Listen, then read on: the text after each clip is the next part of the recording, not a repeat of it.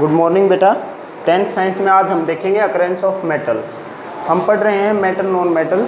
अब तक हमने उनकी प्रॉपर्टी भी पढ़ ली है, लेकिन आज वाले लेक्चर में हम ये पढ़ेंगे कि जो मेटल नॉन मेटल और जो भी सारे एलिमेंट्स हमने पढ़े हैं ये आते कहाँ से, इनको कैसे हम फाइंड करेंगे। तो 10th लेवल पे हम केवल मेटल्स के बारे में स्टडी करेंगे, ठीक है। उसके बाद नॉन मेटल की भी हम फर्दर डिस्कस करते हैं, ठीक है। तो अकरेंस ऑफ मेटल जो टॉपिक है, इसको स्टार्ट करने से पहले हम कुछ जनरल टर्म देखते हैं। एक ये जो मेटल वगैरह, मेटल नॉन मेटल जो भी है ना, नॉन मेटल में ज़्यादातर गैसें होती हैं, वो तो एटमॉस्फेयर में है, ठीक है। जो सॉलिड हैं वो अर्थ क्रस्ट में मिलती हैं, और जो मेटल होती हैं वो भी अर्थ क्रस्ट में मिलती हैं।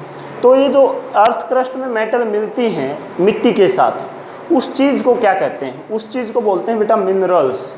क्या बोलते हैं? मिनरल्स। अब मिनरल्स की अगर डेफिनेशन आ जाए तो ये छोटी क्लास में आपने सीखा है, 6th क्लास में या 7th क्लास में जाके ये बात क्लियर हो जाती है। व्हाट इज मिनरल्स या what are minerals? Minerals are substance which are found in earth crust, ठीक है। जो अर्थ क्रस्ट के ऊपर या अर्थ क्रस्ट के अंदर जो भी चीज़ें पाई जाती है ना, उनको हम मिनरल्स बोल देते हैं, ठीक है। The substance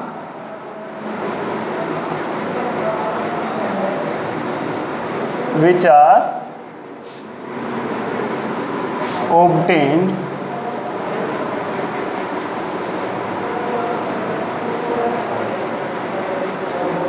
from earth crust are called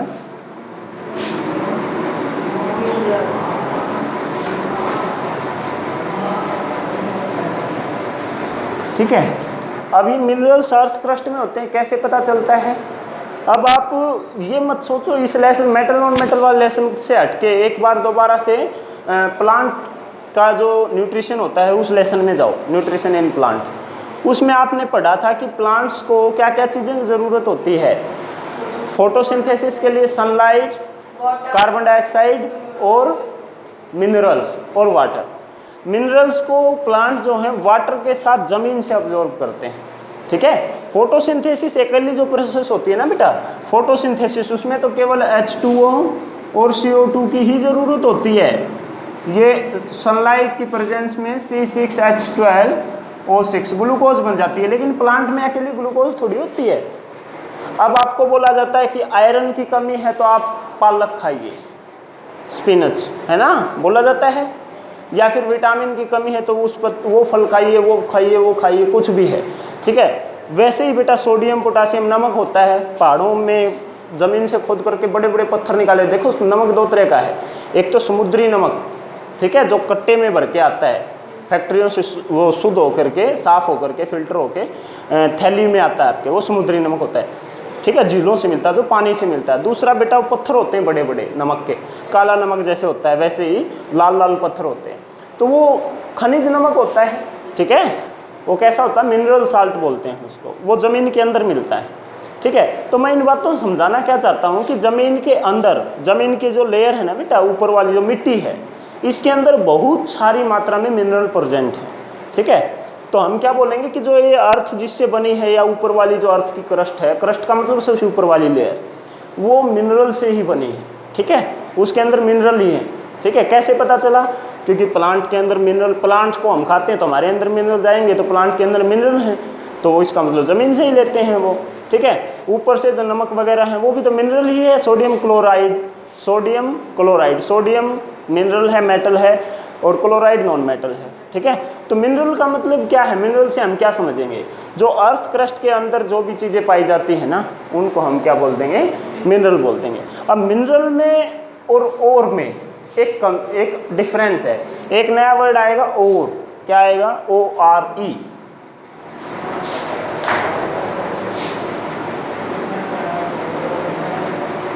ठीक है। अब मिनरल में तो सब कुछ आ गया बेटा, मिट्टी भी एक तरह से मिनरल है, ठीक है। लेकिन और क्या है? और बेटा वो सब्सटेंस हैं या फिर वो मिनरल हैं, और क्या हैं? मिनरल ही हैं, लेकिन वो मिनरल हैं जिनसे इम्पोर्टेंट जो मेटल या नॉन मेटल है, हम मेटल नॉन मेटल को कंबाइन करके एलिमेंट बोल देंगे, ठीक है। वो मिनरल जिनमें से एलिमेंट्स को निकालना इजी हो, प्रॉफिटेबल हो, ठीक है, उनको हम क्या बोल देंगे, ओर बोल देंगे, ठीक है। या फिर ऐसे बोलेंगे वो मिनरल जिसमें किसी एक टाइप का स्पेसिफाई कोई एलिमेंट पाया जाता है, ठीक है, और उसको निकालना प्रॉफिटेबल, ठीक है। मतलब ये है कि जैसे कि ये मिट्टी है, इस मिट्टी के अंदर पता चला सोना है, तो एक तरह का कोई स्पेसिफिक मटेरियल मिल गया, क्या मिल गया, गोल्ड मिल गया। और अब गोल्ड को, उसको मिट्टी का सैंपल लिया, उसको लेबोरेटरी में चेक किया, हमें पता चला कि गोल्ड तो इसमें 0.001% है, तो उसको निकालना प्रॉफिटेबल नहीं है, तो हम उसको और नहीं बोल सकते। लेकिन उसको अंदर गोल्ड निकाला और गोल्ड 50% गोल्ड निकल गया उसमें से, 50% मिट्टी 50% गोल्ड, तो उसको निकालना फिर प्रॉफिटेबल है। तो उसी को क्या बोल देंगे, फिर उसी मिनरल को या उसी जगह को क्या बोल देंगे, और बोल देंगे, ठीक है। तो और क्या बोल देंगे, the minerals in which a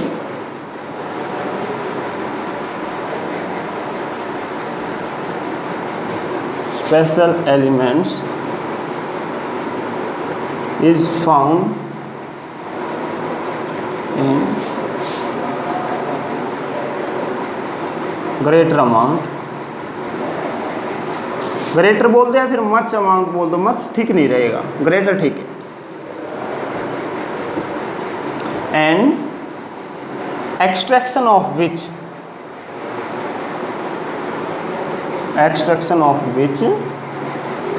is profitable,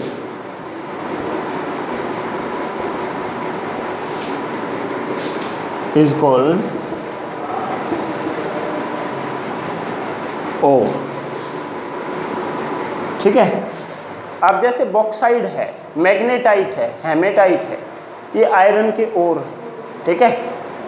copper sulphide है, ठीक है, जिंक पाइराइड है, ये सारे के सारे क्या हैं, ओर हैं, ठीक है।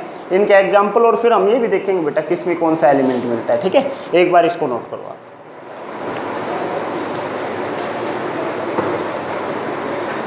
ये टेबल है बेटा, टेबल के अंदर कुछ मेटल दी गई हैं जिनके ओर का हमें फॉर्मूला, उसका कंपाउंड नेम और वो है कौन सा, उसको नाम क्या है उसके ओर का, उसको सिंपली क्या कहते हैं। ये कभी कभी GK question, as a GK question पूछ लिए जाते हैं, ठीक है। तो ये आपको याद रखने हैं। अगर ओर की बात करें तो साल्ट है, साल्ट के अंदर सोडियम पाया जाता है, क्यों, क्योंकि सोडियम क्लोराइड आपने फॉर्मूला सुना होगा ना, जो कॉमन साल्ट है वो, ठीक है। तो जो कॉमन साल्ट है उसके अंदर सोडियम पाया जाता है बेटा, वो और का नाम अगर बोले तो साल्ट बोलेंगे, और उसका जो फॉर्मूला है वो तुम्हें पता ही है, ये तो नॉन है तुमसे, ठीक है, कोई नई चीज़ नहीं है। अब देखो दूसरे नंबर पे, ये आपके एसएस में भी आते हैं, ठीक है। सेकंड जो और है वो है बॉक्साइड। बॉक्साइड और का जो फॉर्मूला होता है वो सिंपल अपना एल्यूमिनियम ऑक्साइड ही होता है, पढ़ा होगा ना बहुत जगह, Al2O3, साथ में इसके 2 वाटर मॉलिक्यूल होते हैं, ठीक है। क्या नाम दिया जाता है इसको, बॉक्साइड। और इसका नाम अगर देखें तो बॉक्साइड को क्या कहते हैं, एल्यूमिनियम ऑक्साइड, ठीक है। और एल्यूमिनियम इससे मेटल निकलती है। तीसरा है जिंक बेटा, जिंक के 2 और आपको लिखने हैं, पहला है कैलामाइन, दूसरा है जिंक ब्लेंड। कैलामाइन और जिंक ब्लेंड दोनों से जिंक मिलता है बेटा। ये आपको देखो, ये सबको पता है आपको, लेकिन थोड़ा सा ध्यान देना जरूरी है। ये हमने जो रिएक्टिविटी सीरीज में मेटल एक्सट्रैक्शन पढ़ा था पिछली बार, तो एक्सट्रैक्शन ऑफ मेटल में हमने पढ़ा था कि जिंक जो है वो रिएक्टिविटी सीरीज के बीच में आता है। तो इसका हम कैल्सिनेशन भी करते हैं और रोस्टिंग भी करते हैं। कैल्सिनेशन किसका करते हैं, कार्बोनेट का। रोस्टिंग किसका करते हैं, सल्फाइड का। यानी कि जिंक कार्बोनेट भी हमें मिलता है नेचर में, जिंक सल्फाइड भी मिलता है। कार्बोनेट मिलेगा तो इसका कैल्सिनेशन कर देंगे, वायु की अब्सेंस में इसको, एयर की अब्सेंस में इसको हीट करेंगे, जिससे जिंक ऑक्साइड बनेगा, बाद में जिंक बन जाएगा। सल्फाइड है तो ऑक्सीजन की प्रेजेंस में जिंक ऑक्साइड और सल्फर डाइऑक्साइड बनेगा, फिर बाद में जिंक बन जाएगा, ठीक है। तो ओवरऑल समझाने का मतलब क्या है कि जिंक के 2 और होते हैं, कैलामाइन, जिंक कार्बोनेट, और जिंक ब्लेंड होता है जिंक सल्फाइड, ठीक है। ये फॉर्मूले भी आपको याद रखने हैं। इसके बाद आयरन की अगर देखें तो आयरन का हेमेटाइट, मैग्नेटाइट और पाए जाते हैं, ठीक है, हेमेटाइट और मैग्नेटाइट। तो हेमेटाइट जो होता है बेटा वो आयरन 3 ऑक्साइड होता है। आयरन, ये 3 लिखने का क्या एम है कि आयरन के यहाँ जो वैलेंसी है वो कितनी यूज हुई है, 3 यूज हुई है। ठीक है, तो आयरन ऑक्साइड का तो आपको पता ही है Fe2O3। एक ये Fe2O3 होती है, इसको क्या बोलते हैं, फेरिक या फेरस, फेरिक ऑक्साइड बोलते हैं इसको। ठीक है, और FeO बोलते हैं, FeO को बोलते हैं फेरस। ठीक है, चलो वैसे ही कॉपर के भी 2 बनते हैं ना, क्यूपरिक ऑक्साइड और क्यूपरस ऑक्साइड। अब देखो हेमेटाइट के बाद जो नेक्स्ट है बेटा, एक तो क्यूपराइट और दूसरा क्या है, कॉपर ग्लैंड। क्यूपराइट जो होता है बेटा, क्यूपराइट और कॉपर ग्लैंड दोनों से क्या मिलती है, हमें कॉपर मिलती है। क्यूपराइट तो जो होता है बेटा वो होता है कॉपर 1 ऑक्साइड। ठीक है, यानी कि कॉपर के ऊपर 1 चार्ज है, 1 वैलेंसी है इसकी, तो Cu2O हो जाएगा इसका फॉर्मूला। और कॉपर 1 सल्फाइड की अगर बात करें तो सल्फर लगा है साथ में, वैलेंसी 1 है, सल्फर -2 होता है। यहाँ हमने कॉपर की +1 बता दी, तो एक सल्फाइड के साथ 2 कॉपर जुड़ेंगे, Cu2S। ठीक है, और मरकरी का सिन बार बेटा मोस्ट इंपॉर्टेंट है, बहुत जगह पूछा गया है। ठीक है, जितने भी एग्जाम वगैरह होते हैं ना जनरल, उनके अंदर GS में या जनरल साइंस में क्वेश्चन बहुत जगह पूछा गया है, मरकरी का और बताओ क्या है, या फिर सिन बार किसका और है। ठीक है, सिन बार का फॉर्मूला भी पूछ लेते हैं, मरकरी सल्फाइड। ठीक है, चलो तो क्या आएगा, सिन बार मरकरी का और है, मरकरी 2 सल्फाइड इसका कंपाउंड का नाम है, और HGS यानी कि मरकरी सल्फाइड इसका फॉर्मूला है। ठीक है, तो अब इसके बाद हम देखते हैं एक्सट्रैक्शन ऑफ मेटल, कि मेटल जो हैं वो कैसे, और हमने ये पढ़ लिया कि मिनरल्स कहाँ पाए जाते हैं। मिनरल से हमें पढ़ा कि जिनको निकालना प्रॉफिटेबल है उनको ओर बोलते हैं। अब हमने ये देख लिया कि ओर जो है वो स्पेसिफाई किसी जो मेटल के लिए क्या नाम दिया जाता है उन ओर को। अब पढ़ेंगे कि इन ओर से जो मेटल्स हैं ना उनको अलग कैसे करें। ठीक है, तो चलिए स्टार्ट करते हैं। तो एक्सट्रैक्शन ऑफ मेटल की अगर बात करें तो सबसे पहले हम एक्सट्रैक्शन की बात कर लेते हैं बेटा। Extraction is the process of obtaining pure element from it ओर। कोई मेटल है या कोई भी जो एलिमेंट है हमारा, उसका ओर हमें मिल गया किसी जगह पे, तो ओर से उसको निकालो, और ओर को थोड़ी ना रखे बैठेंगे हम। अब अगर हमें चाहिए, मान लिया हमें आयरन चाहिए, तो मैग्नेटाइट ओर से निकाल के आयरन ऑक्साइड को पास रखे बैठे रहो, आयरन का काम थोड़ी ना पूरा करेगी वो। तो हमें क्या करना पड़ेगा, आयरन का जो ओर है, ठीक है, उससे हमें प्योर आयरन निकालना पड़ेगा, उसके बाद हम उसको यूज कर सकते हैं। वैसे ही एल्यूमिनियम के लिए बेटा बॉक्साइड को पास उठा के रखे बैठे रहो, वो तो मिट्टी की तरह होती है, जैसे मिट्टी होती है ना, रेत बालू मिट्टी, वैसे ही मिट्टी के रूप में मिलती है एल्यूमिनियम ऑक्साइड। ठीक है, फिर उसको पास रखे बैठे रहो, क्या फ़ायदा है। ठीक है, या तो पत्थर के रूप में मिलेगी या मिट्टी के रूप में मिलेगी, तो उससे हम एल्यूमिनियम वाला काम तो नहीं ले सकते ना। तो इसके लिए क्या करना पड़ता है, हमें उसको प्योर फॉर्म में बनाना पड़ता है। तो किसी भी एलिमेंट को प्योर फॉर्म में बनाने के लिए जो प्रोसेस हम यूज करते हैं उसको एक्सट्रैक्शन ऑफ मेटल बोलते हैं, उस स्टेप को। ठीक है, तो इसके अंदर बेटा कुछ स्टेप आते हैं। सबसे पहला स्टेप आता है बेटा एनरिचमेंट। एनरिचमेंट आपके 12th क्लास में मेटलर्जी के नाम से एक पूरा का पूरा यूनिट दे दी जाएगी। ठीक है, ये 10th क्लास में आपके आउट ऑफ सिलेबस है, लेकिन फिर भी देखना चाहिए आपको, क्योंकि एनसीईआरटी बुक में आपके गिवन है। एनरिचमेंट ऑफ और प्रोसेस क्या है ये। एनरिचमेंट का मतलब देखो नाम से इसके अंदर रिच आया है। रिच, रिच का मतलब क्या होता है, जिसके ऊपर, जिसके पास ज़्यादा हो कोई भी चीज़।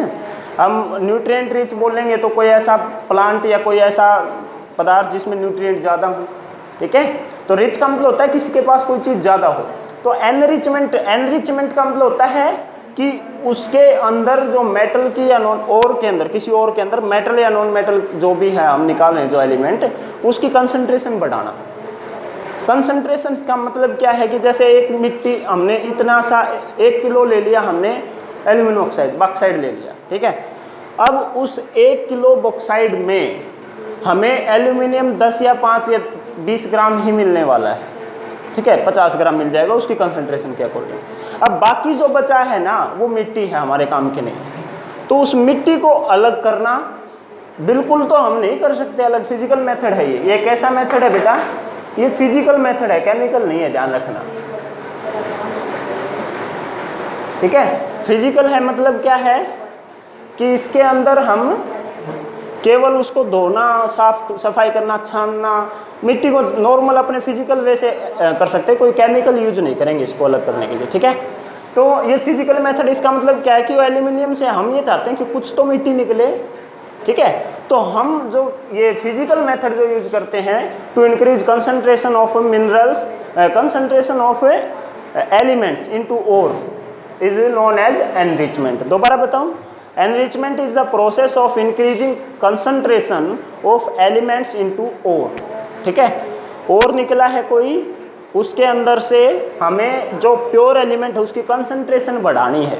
उसको प्योर तो हम नहीं कर सकते, लेकिन उसकी मिट्टी वगैरह जो है उसको अलग करना थोड़ा सा फिजिकल मेथड है, ये बात भी ध्यान रखें। तो एनरिचमेंट में बेटा एक नई चीज़ हमें मिलती है, ये गैंग, इसको हम देखते हैं अभी।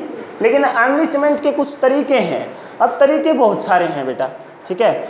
फ्लोटेशन, ठीक है। एनरिचमेंट करने का सबसे पहला स्टेप तो ये है कि उसको मिक्स किया, उसको क्या किया जाता है, उसको ब्रेक डाउन किया जाता है छोटे छोटे पीसेज में, उसको पीस दिया जाता है, ठीक है, ब्लेंड कर देते हैं उसको, ठीक है, या उसको पाउडर बना लेते हैं, ऐसे समझो। जो हमें और मिलता है उसको सबसे पहले क्रश करके उसको पाउडर बना लेते हैं, ठीक है। अब पाउडर बना करके इसके अलग अलग तरीके हैं। अब मान लिया कि सबसे पहला तरीका क्या होता है मिट्टी अलग करने का, उसको धो दो, ठीक है ना, पानी डाल के उसको धो दो। तो सबसे पहला जो तरीका वो है बेटा वॉशिंग। सीधा पानी, हाई प्रेशर से पानी फ्लो करता है, उसके ऊपर रखते हैं। अब जो मिट्टी होती है वो तो पानी के अंदर डिजोल्व होके या फिर कैसे भी करके उसके साथ पानी के साथ बह जाती है, और जो एक्चुअल जो मिनरल होता है वो हैवी होता है मिट्टी से, तो पड़ा रहेगा भाई। तो सबसे पहला तरीका क्या है, वॉशिंग। दूसरा तरीका अगर मान लिया मैग्नेटिक और है, जैसे आयरन है, वो चुंबक से चिपकेगा, चुंबक से चिपकेगा ना, तो इसको मैग्नेटिक रोलर से अलग करते हैं। किससे,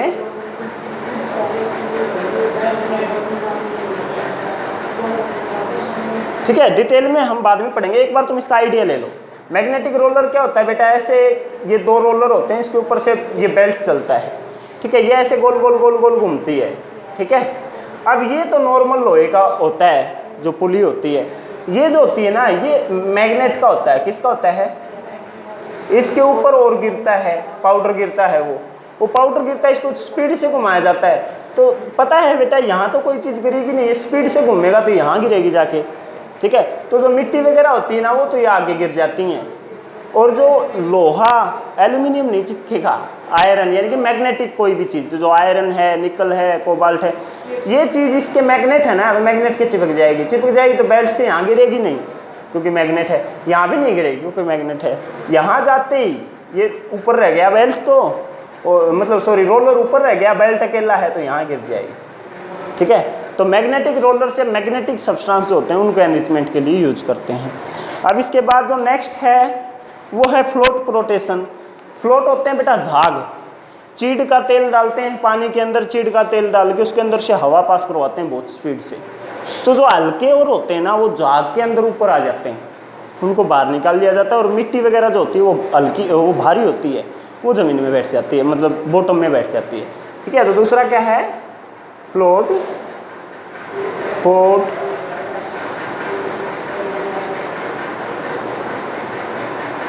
फॉर्मेशन, ठीक है। इस तरह से ये तीन तरीके हमने पढ़ लिए। इसके बाद और चौथा जो तरीका है, इसको मेल्ट कर दिया जाता है बेटा, ठीक है। मेल्टिंग का क्या मतलब है, अब मान लिया मिट्टी को और उस ओर को दोनों को पिघला लिया हमने, बहुत ज़्यादा गर्म कर लिया, तब क्या होता है, मिट्टी जो होती है ना बेटा हाई टेम्परेचर पे मेल्ट होती है, और जो और वगैरह होगा जो आयरन का है या फिर दूसरे जो मतलब जो जिनका मेल्टिंग पॉइंट लो है, जैसे मरकरी है, ठीक है। वैसे तो आगे हम पढ़ेंगे कि मरकरी लेस रिएक्टिव है, इसलिए उसको नॉर्मली निकालना आसान है उसको, ठीक है। लेकिन जो मान लिया कि ये जो हैं कुछ ऐसे सब्सटेंस है, कुछ ऐसे एलिमेंट जिनका मेल्टिंग पॉइंट कम है, तो उसको मिट्टी के साथ में ही जो उसके साथ निकला है ना, उसके साथ में इसको क्रश करके सही अच्छे से पीस करके भट्टी में डाल दिया जाता है। अब भट्टी में क्या होगा, जब टेम्परेचर बढ़ेगा तो जो और है, जैसे हमने मान लिया एक बार समझ लो एल्यूमिनियम डाल दिया, तो एल्यूमिनियम गर्म होगा तो पिघल जाएगा, लिक्विड बन जाएगा, लेकिन मिट्टी लिक्विड नहीं बनेगी ना, तो गर्म होते ही पिघलते ही वो ऊपर आएगा, हल्का होगा, मिट्टी है वो नीचे बैठ जाएगी, तो फिर उसको ऊपर से निकाल लिया जाता है अलग से, ठीक है। तो दूसरा क्या है, मेल्टिंग, लास्ट क्या है, मेल्टिंग। इसके बाद में ये तो जो तरीका था ये तो एनरिचमेंट का था। एनरिचमेंट का तरीका था मतलब क्या है बेटा कि इसके अंदर से हमें प्योर मेटल या नॉन मेटल नहीं मिलेगी, इसमें तो थोड़ी सी कंसंट्रेशन बढ़ेगी। तो फिर इससे फ़ायदा क्या होगा, इन सब से फ़ायदा ये होगा बेटा कि इसके अंदर से कुछ ज़्यादा ही अमाउंट में जो रेत मिट्टी वगैरह मिली थी वो बाहर निकल जाएगी, उसको बोलेंगे गैंग। अब गैंग जो है ये एक अच्छा वर्ड है, ये पेपर में पूछ लिया जाता है, what do you know about gang. अब गैंग आपको जब मैं नाम बोलता हूँ ना तो अपने आप से समझ में आ रहा है, बोलते हैं ना गैंग बना के मत घूमो, ठीक है। मतलब क्या है कि ओरिजिनल चीज़ तो एक ही है, बाकी तो उसके चारों तरफ बस दिखने के हैं, ठीक है। तो वैसे ही बेटा मेटल के केस में हम गैंग बोलेंगे तो इसका मतलब क्या है कि जो प्योर है ना वो तो मेटल ही है, उसके आसपास जो रेत मिट्टी जो है वो उसकी गैंग है, ठीक है। अब बोलते हैं ना, जैसे कि मान लिया कि कोई लड़का है राहुल मान लिया, ठीक है, तो वो 5-7 और लड़कों के साथ बना घूम रहा है ऐसे ऐसे, तो हम बोलेंगे राहुल की गैंग, ठीक है। तो इसका मतलब ओरिजिनल तो वही है, बाकी तो उसके चेले चपाटे हैं, ठीक है। तो इसका मतलब क्या है कि गैंग क्या है, क्या समझ में आया कि इट इज अनवांटेड, या फिर ऐसे बोल दो बेटा, ये ऐसा अच्छा नहीं रहेगा, ऐसे लिखो unwanted impure substances such as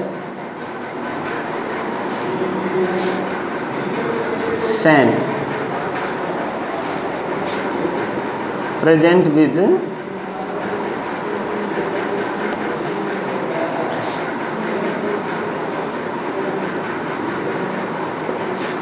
is called